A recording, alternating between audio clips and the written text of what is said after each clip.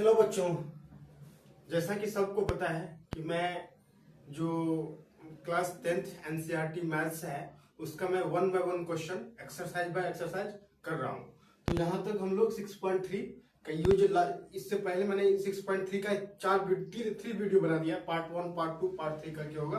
ठीक है, आप लोग उसको देखेंगे। मैंने 1 बाय 1 क्वेश्चन और किसी भी एक्सरसाइज 6.3 किसी भी क्वेश्चन को मैंने नहीं छोड़ा है, 1 बाय 1 क्वेश्चन को किया है। ठीक है, तो आज क्वेश्चन नंबर 15 से करेंगे। ठीक है, 15 नंबर।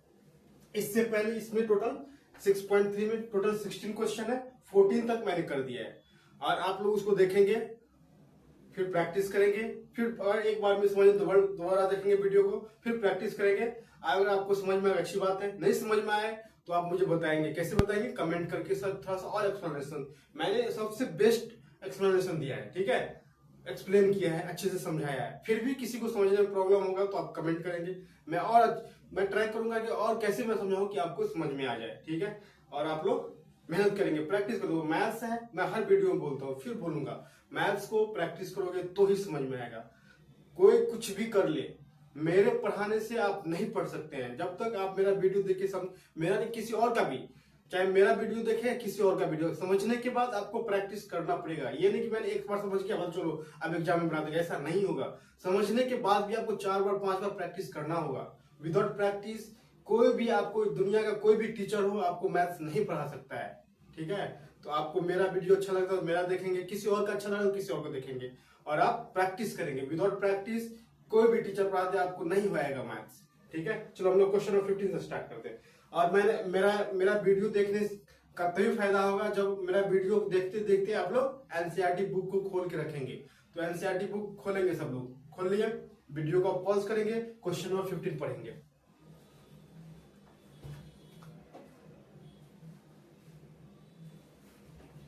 ठीक है, पढ़ लिया? चलो मैं क्वेश्चन रीड करता हूं। A vertical pole of length 6 metre cast a shadow 4 metre long on the ground and the same time a tower cast a shadow 20 metre long, find the height of the. कह रहा है same time में। ठीक है, एक vertical पोल है जो 6 metre का है, एक वर्टिकल पोल है। ठीक है, और वो पोल का लेंथ मुझे नहीं पता है। ठीक है, मान लो कि एक्स है। ठीक है, और इस वर्टिकल पोल का जो शैडो है वो 6 मीटर बना रहा है। ठीक है, ये शैडो मान लो कि सन इधर होगा तो इसका शैडो क्या बनेगा? ये बनेगा। और सेम टाइम में कह रहा है, सेम टाइम में एक टावर है। ठीक है, एक टावर है और वो अपना जो शैडो बनाता है 28 मीटर लॉन्ग बना रहा है, 28 मीटर लॉन्ग बना रहा है। सॉरी, ये देखो क्वेश्चन, एक वर्टिकल पोल है। ठीक है, एक वर्टिकल पोल है जिसका लेंथ दिया हुआ है 6 मीटर। ठीक है, एक वर्टिकल पोल है जिसका लेंथ दिया हुआ है 6 मीटर और उसी टाइम में जो अपना शैडो बना रहा है वो 4 मीटर बना रहा है। शैडो जो बना रहा है, एक वर्टिकल पोल है और मान लो सन इधर होगा तो सनलाइट इधर, शैडो इसका इधर बनेगा, पता है ना फिजिक्स में। तो ये वर्टिकल पोल है 6 मीटर, अपना शैडो जो बना रहा है, शैडो मीन्स छाया। जैसे देखो मेरा बन रहा होगा बोर्ड के पीछे, देखो ये मेरा ये शैडो है, क्योंकि ये जो सन लाइट इधर से आ रहा है, लाइट इधर से आ रहा है, जो बल्ब इधर लगा हुआ है, ये जो शैडो है। तो मान लो सन इधर होगा तो इसका शैडो ये बनेगा। सेम उसी टाइम सेम मीन्स अगर ये वर्टिकल टावर है, ये टावर है तो इसका शैडो इधर बनेगा 28 मीटर और इसका ये मुझे टावर का लेंथ निकालना है। यही कह रहा है क्वेश्चन। कैसे बनाएंगे? हम सबको पता है कैसे बनाएंगे। इसको ज्वाइन कर दो। जब इसको ज्वाइन करेंगे तो एक ट्रायंगल के फॉर्म में आ जाएगा। ठीक है, अब ये 90 डिग्री होगा। क्वेश्चन पूछो क्या कि 90 डिग्री? सर क्वेश्चन में दिया तो नहीं 90 डिग्री, आपने 90 डिग्री कैसे मान लिया? देखो, जब भी टावर जो खड़ा होता है तो सीधा खड़ा होता है ना, ऐसा थोड़ी कि झुका के बनेगा। होता है झुकी हुई मीनार है तो उसका एक्सेप्शन होता है, लेकिन जब टावर होगा या वर्टिकल पोल होगा, क्या सीधा खड़ा होगा, एकदम बिल्कुल 90 डिग्री में खड़ा होगा। इट मीन्स ये एंगल 90 होगा, ये भी एंगल 90 डिग्री। मैं नाम दे रहा हूं ए बी सी, यहां नाम दे रहा हूं एम एन ओ। ठीक है, समझ में? 90 डिग्री। चलो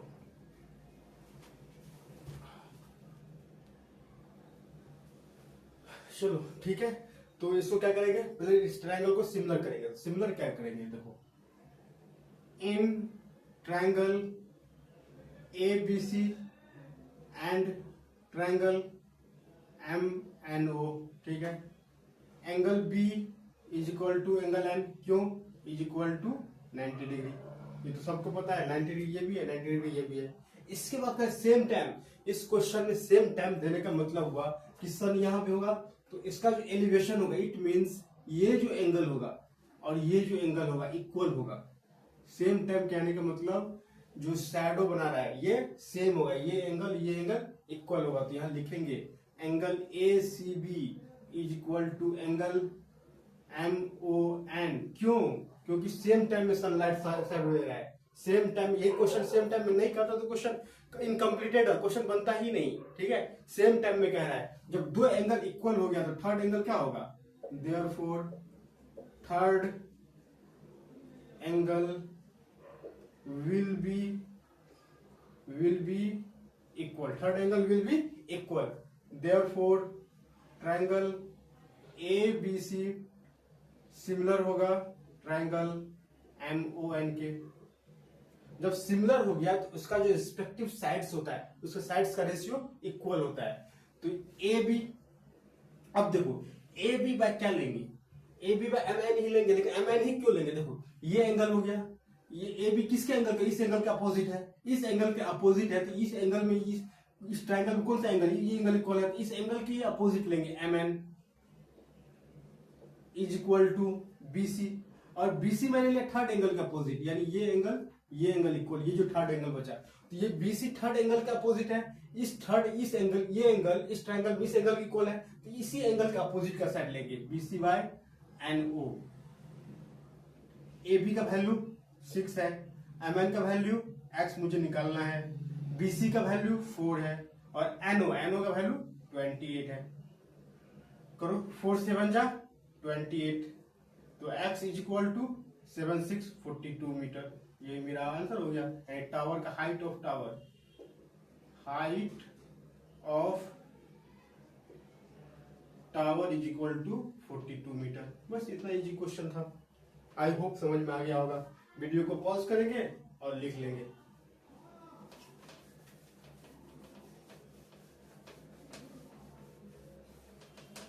क्वेश्चन नंबर लास्ट 16 नंबर, और क्वेश्चन नंबर लास्ट है और सबसे इजी क्वेश्चन है ये, ठीक है। क्वेश्चन नंबर 16 नंबर क्या कह रहे थे? तो दो ट्रायंगल है, ठीक है। इसमें डायग्राम नहीं दिया हुआ है तो क्वेश्चन को एडिट करेंगे। वीडियो को पॉज कर लिया, क्वेश्चन पढ़ लिए, चलो आगे करते हैं। दो ट्रायंगल है ABC,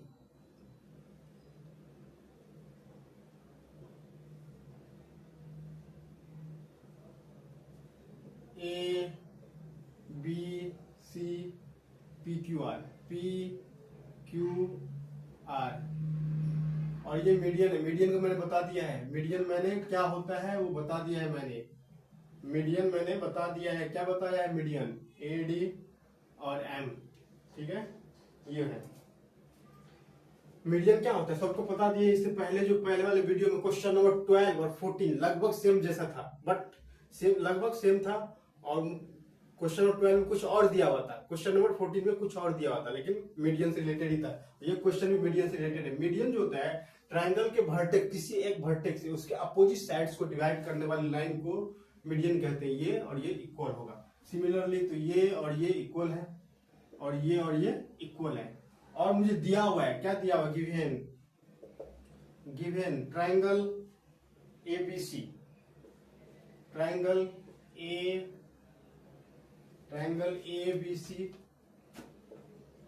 ABC सिमिलर है ट्रायंगल PQR की।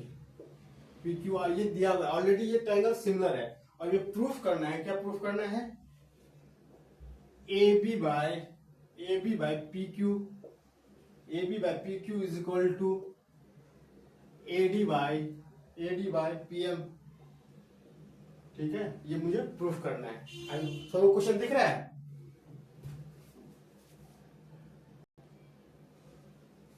चलो ये दिया हुआ है, तो जब सिमिलर होगा तो angle A is equal to होगा angle P, angle B is equal to होगा एंगल Q, ठीक है। और angle C is equal to होगा एंगल आर के। जब सिमिलर है तो एंगल इक्वल होगा। साथ ही साथ also A B by P Q is equal to होगा B C by Q R is equal to होगा A C by P R. ठीक है, सिमिलर है तो ये होगा इसका। चलो अब चलते हैं। और हम सबको पता है कि हम BD को क्या लिख सकते हैं, BD is equal to half BC लिख सकते हैं ना, BD is equal to half BC। तो यहां BC बाय, देखो ये BC को इसी तरह BD को नीचे ले जाएंगे, BD इज इक्वल टू 1/2 लिख सकते हैं ऐसे। सिमिलरली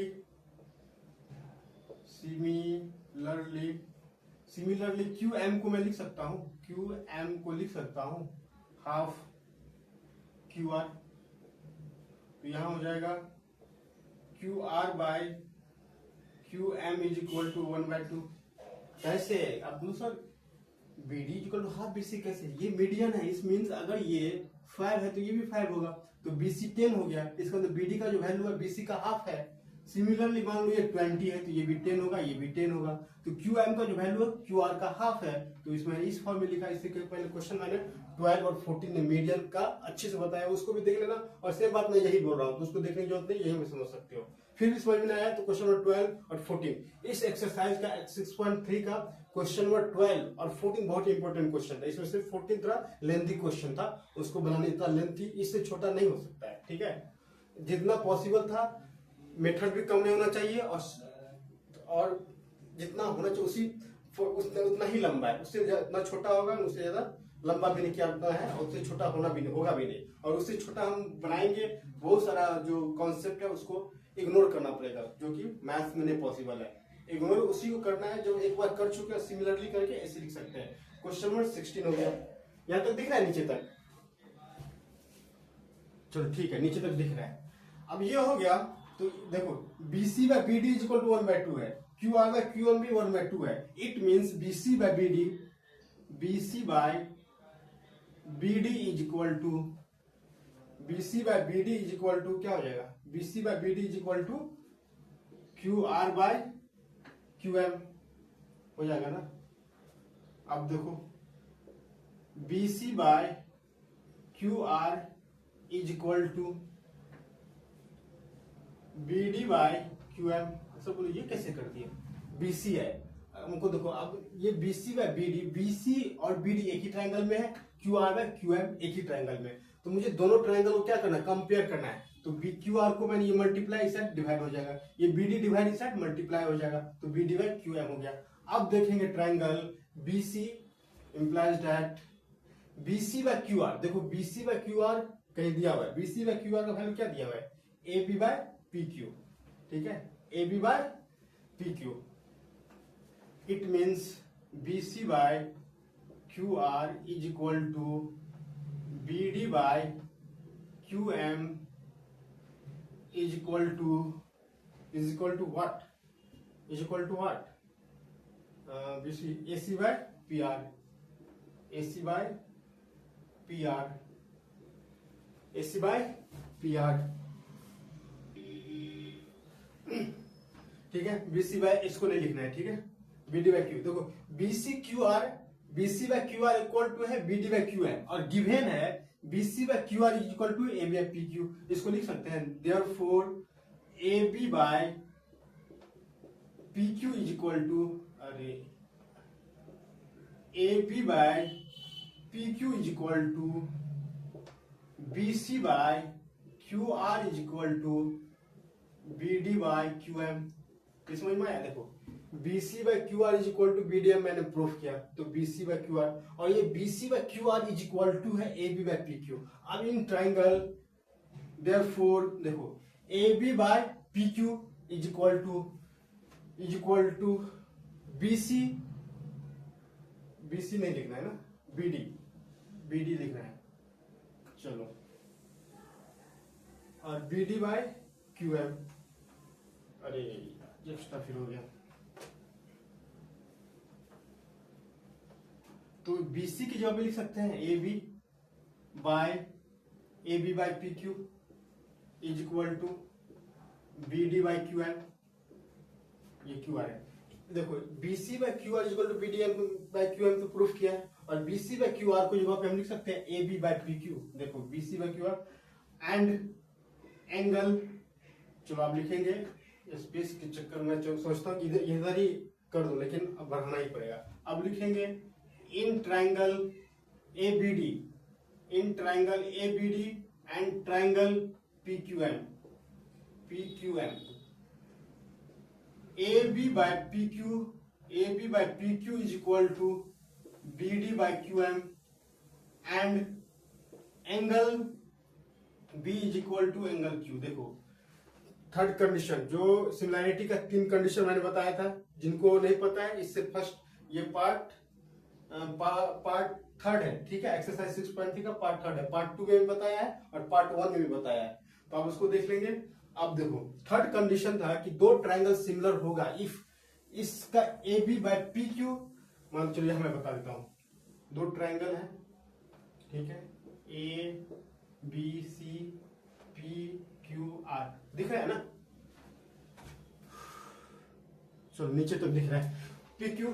तो देखो ये दोनों ट्रायंगल, फर्स्ट कंडीशन था कि तीनों एंगल इक्वल होगा, तो तीनों साइड्स इक्वल होगा, तीनों साइड्स का रेशियो इक्वल हो गया तो सिमिलर होगा। थर्ड कंडीशन जो इंपॉर्टेंट था, अगर AB by PQ is equal to होगा AC बाय PR। देखो AB और AC से कौन सा एंगल बन रहा है, AB और AC से ये एंगल बन रहा है, और PQ और P ये एंगल, तो यही एंगल इक्वल होना चाहिए। इसके अलावा ये एंगल इक्वल होगा तो नहीं, जिस साइड्स का रेशियो ले रहे हैं उसी साइड्स से बना होना चाहिए एंगल। तो देखो इसमें भी AB बाय BD, AB और BD से ये एंगल बन रहा है, और PQ और QM से ये एंगल बन रहा है, और ये एंगल इक्वल है। कहां दिया है मैं, angle B is equal to angle Q। Therefore triangle ABD similar होगा ट्रायंगल PQM के, ठीक है। थर्ड कंडीशन, जब सिमिलर हो गया तो क्या होगा, जब सिमिलर होगा देयरफॉर तो उसका साइड्स का रेशियो क्या होगा, इक्वल होगा।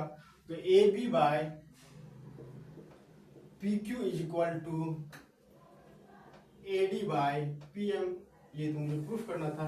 AB by PQ is equal to AD by P। आप सब बोलोगे सर यहाँ तो मैं BD बाय QM भी लिख सकते हैं, तो AB देखो, AB जो किस एंगल के अपोजिट है, इस एंगल के, इस एंगल में ये एंगल हो गया PQ, और AD ये एंगल इक्वल है, ये एंगल इक्वल है, तो ये AD इस एंगल के इक्वल, तो AD ले लिया, और इस एंगल जो इस एंगल इक्वल है, इस एंगल के अपोजिट PM, यही मुझे प्रूफ करना था। आई होप सबको समझ, थोड़ा सा ये मैं सोच रहा था कि शॉर्ट कर दूं, बट इसलिए मैं थोड़ा रुक के बना रहा था कि कोई शॉर्ट हो जाए, बट हुआ नहीं, ठीक है। शॉर्ट ही है इतना, इससे क्वेश्चन 14 जितना लेंथी था वो तो हम लोगों ने बना लिया है, उसको हम लोगों ने डील कर लिया, ये तो क्वेश्चन कुछ नहीं था, ठीक है।